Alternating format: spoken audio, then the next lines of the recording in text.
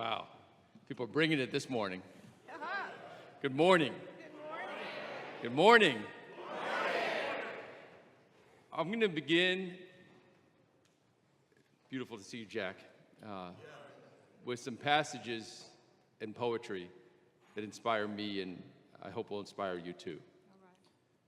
But during the night, an angel of the Lord opened the prison doors. From Acts 5:17 through 32. The small man builds cages for everyone he knows, while the sage, who has to duck his head when the moon is low, keeps dropping keys all night long for the beautiful, rowdy prisoners. That's from the Persian poet Hafez. And some of you may recognize this one. I need to be in touch with the people. You've got to look in their eyes. You've got to feel what they feel. You've got to engage people. All that we do and believe is engaging people to touch, to heal, to look at each other's eyes, to feel with each other, to cry with each other, to moan, to groan, to rejoice, to be happy. Reverend Cecil Williams. That's right. Okay?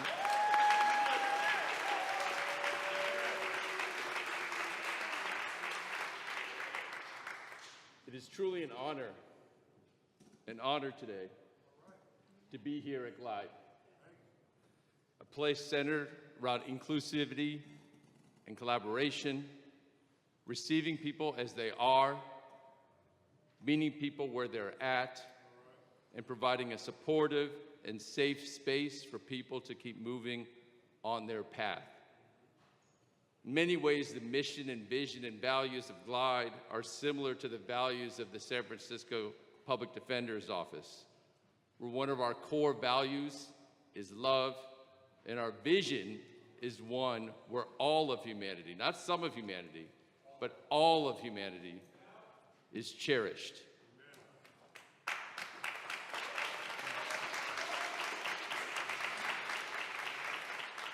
We're also similar because our work as public defenders involves standing up and pushing back against systemic racism and oppression and pursuing avenues to liberation.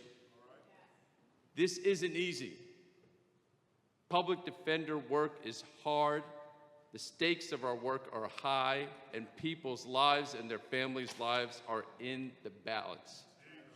But for me, it is an honor to do this work. Amen. I've had a lot of streams that have led me to become a public defender. I'm going to start with my father. My parents grew up in a farming village in South India. And my father, no one in our family had gone to high school yet. But there was a village elder who saw some potential in my father. He used to sit in the corner, put cotton in his ears, and just study. And that village elder encouraged my grandparents to allow my dad to leave the village, eventually get a high school degree, and eventually immigrate to this country. But it took someone really seeing him to enable him to do that. And as public defenders, I feel one of the most important things that we can do is to truly see the people that we represent.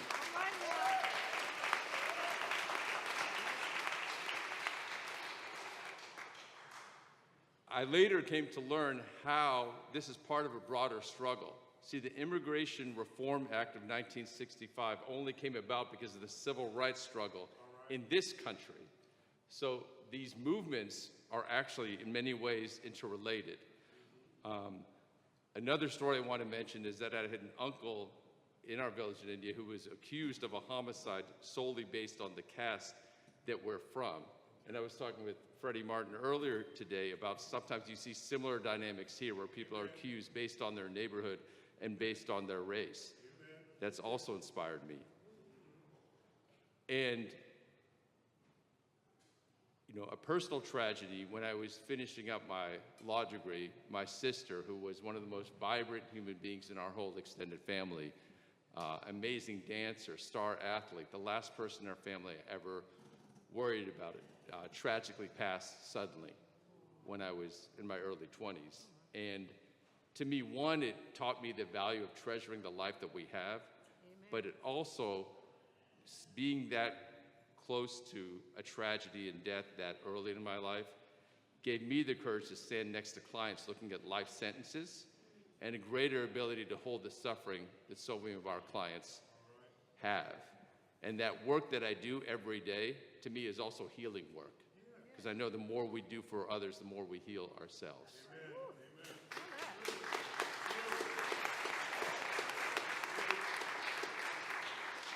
And I also want to acknowledge my mother, who told me when I told her I'm going to become a public defender, she said to me, listen, if you can free one person who's wrongfully accused, then your whole career is worth it. Amen.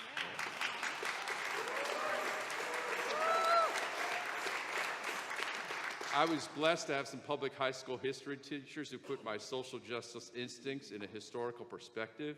I worked as a research assistant when I was at Columbia for a critical race theory professor, and yeah, I said those words, critical race theory, okay? And he encouraged me to go to law school. But most important, the feeling that I've had ever since I started doing this work while in court, defending, giving closing arguments, fighting for our clients, and the results I was getting in trials made me know that I was pursuing my calling. I'm not going to sugarcoat things. We have a higher percentage of incarcerated people in this country than any developed country on the planet. The approach we've taken of incarceration to public health issues, property crimes of despair, and even interpersonal harm has led to a lot of pain and has led to a lot of intergenerational trauma. Now what happens is, where do we come in? When someone is charged by the prosecutor with a crime, the judge asks the person accused, can you afford an attorney?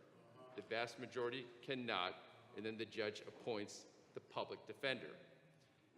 And in the trial courtroom in San Francisco, the master trial courtroom, where our clients are, let me tell you what it's like. There's a little room next to the courthouse.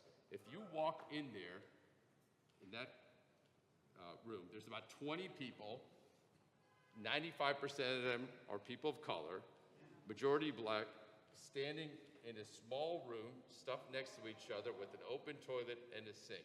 That's our criminal justice. And the racial disparities system and the racial disparities are stark here. So what we have done is developed an office of attorneys, paralegals, investigators, social workers, IT professionals, clerical, to fight back. We represent people in criminal cases. We also have a mental health unit, an immigration unit. And although we're a mighty office, when you look at the prosecutor's office, the police, sheriff, probation, all have much larger departments, and we're not close to parity. But I'm inspired by the words of an Italian philosopher who lived at the turn of the century, Southern Italian philosopher named Antonio Gramsci. And he talked about pessimism of outlook, but optimism of spirit. Okay? I'm not going to sugarcoat the dehumanizing systems, but I know that with our skilled and passionate public defenders and strong community-based organizations and community, we can bring about more justice, we can bring about more healing, and we can and do bring about more empowerment.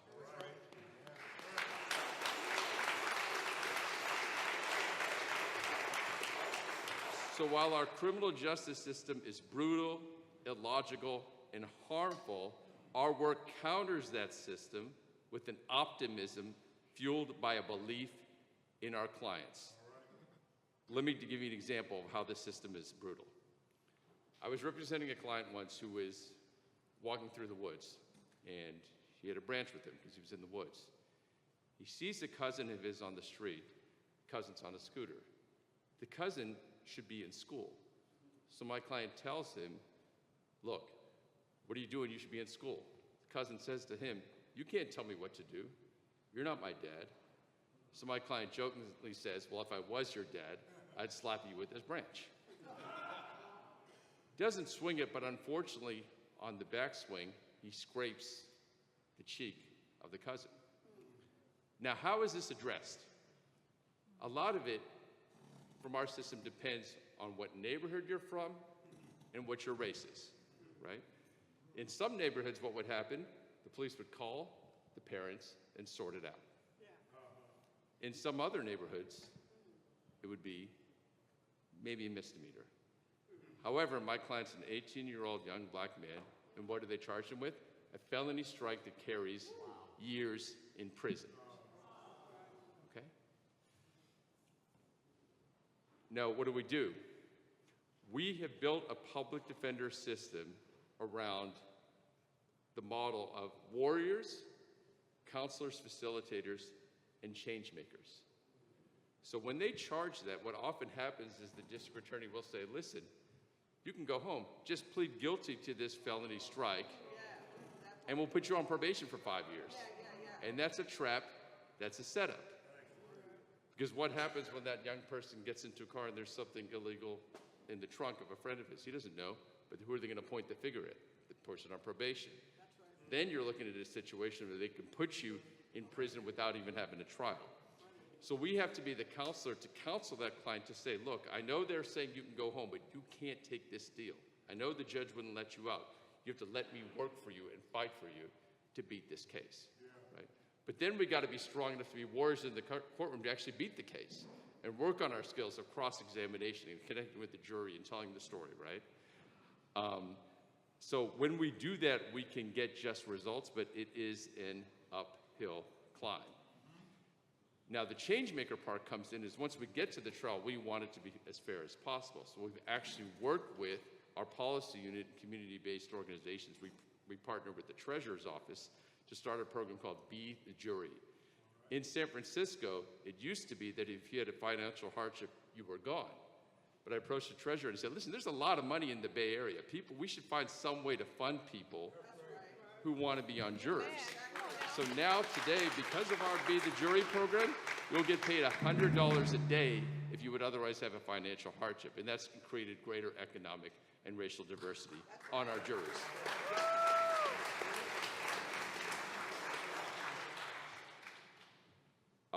I'm going to talk about another example of how our system is illogical. We had a client, her name is Katie, and she's the first one on the top left. There's a statute on the books in California, and it's called felony murder.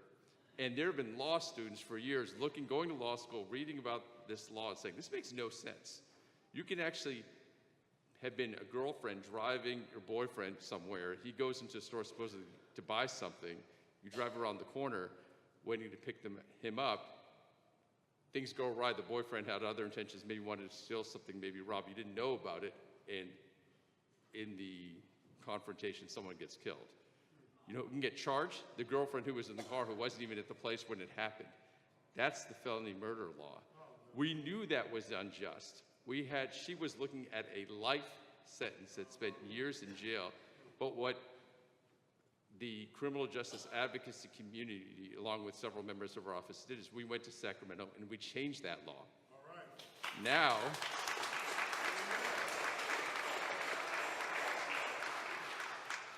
she's home, okay? And not only is she home, she got her paralegal certificate. Now she's in our office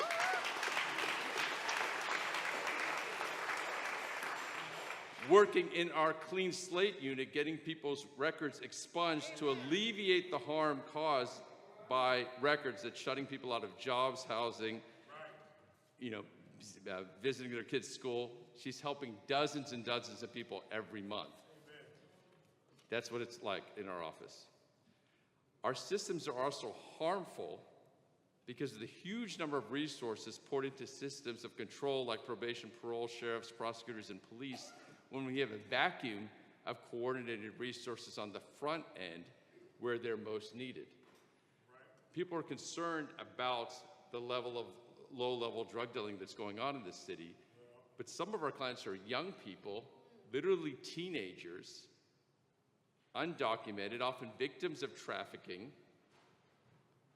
facing huge debts to coyotes that they're trying to pay off, Their families are being threatened. They're trying to navigate all of this. So we had a young client who was, I don't want to do this. He said, I want to get a job. So he calls up our attorney. He's like, what do I do? He's going to different grocery stores trying to get a job, but they said, you're too young for us to employ you, right? So what do? Our system has a vacuum in this area.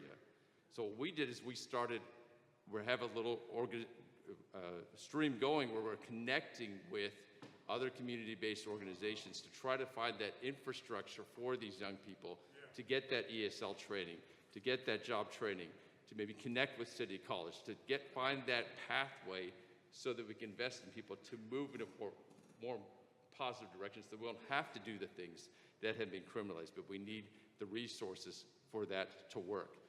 So we're doing a lot in the prevention realm.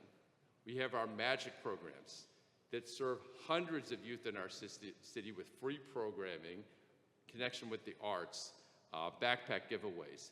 That's a part of our office called the MAGIC programs. I think Brittany, if she's not here, will be here soon. She leads that program, and that's helping thousands of people stay away from being system impacted. We also started the College Pathway program to connect our clients with San Francisco State's Project Rebound and City College's New Directions. You see, one of the things I like least is when an attorney sees a client and they end their representation, they say, stay out of trouble. That's a really low bar. Staying out of trouble is a low bar. We want to tell our clients, listen, call me back when you start working. Call me back when you've gotten your degree from City College. Call me back when you've gotten your certificate. That's the kind of representation we are trying to provide for people. Everyone around the world has been traumatized by police shootings in this country. And let me tell you, much of the trauma doesn't make the news. We see body-worn camera where you see little toddlers in the back of a seat with guns drawn on them. There's a lot of this. And even if it doesn't wind up in a shooting, the traumatic impact on the family from some of these stops is huge.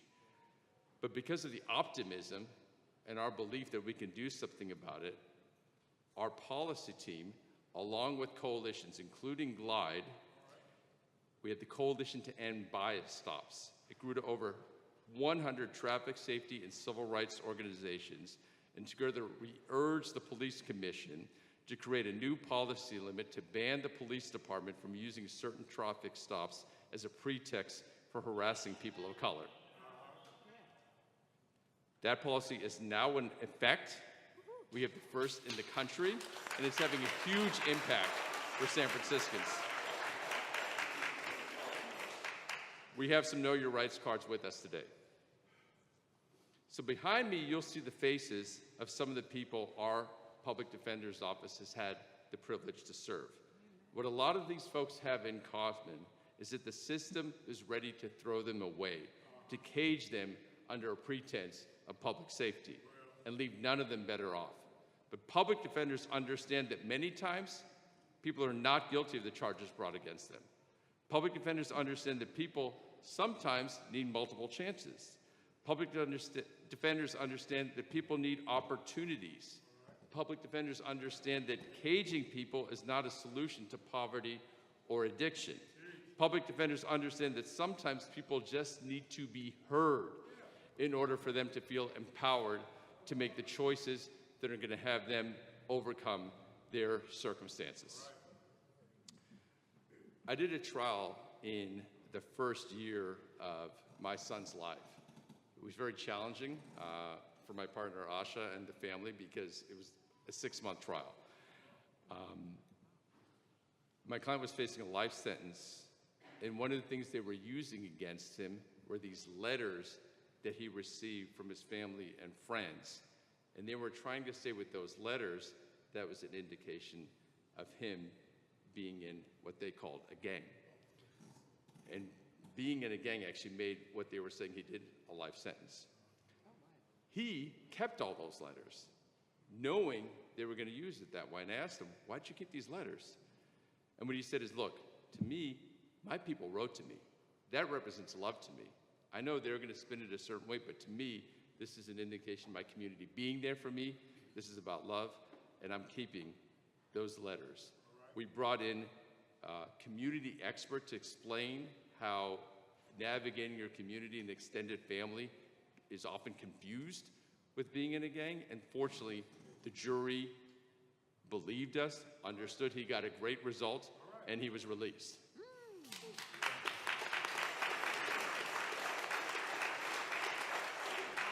2 weeks ago, I was at Balboa High School at a football game with him, and that toddler, his toddler, because he was a father, and his son at the time, I remember in the jury, distinct memory when the jury was deliberating, him being at the table doing coloring. Now his son is a star running back at Balboa High School. My client is an amazing, engaged father of that son and another daughter. He's working, we're trying to help him advance his career, and that's the beauty in the work that we do. We also went to Sacramento and changed the law so it's not as easy to label young people a gang member just based on their age and their neighborhood and their race. So despite how brutal, illogical, and harmful the criminal legal system is, I remain optimistic that San Francisco public defenders can accomplish so much as we pivot from the warrior to the counselor to the change maker in collaboration with community. Despite the odds being stacked against us, we continue to work to facilitate our clients getting to a better place for them and their families. We continue to work to bring about much-needed policy changes, and we continue to work to make justice happen. Public defenders are determined to create a more just and healthier world, and that is possible when we work together, when we see each other's potential, when we stand up for human dignity, and when we create opportunities for each other to not just survive, but to truly thrive. I want to thank you, Glide, and the whole Glide community for giving me this opportunity to speak with you today.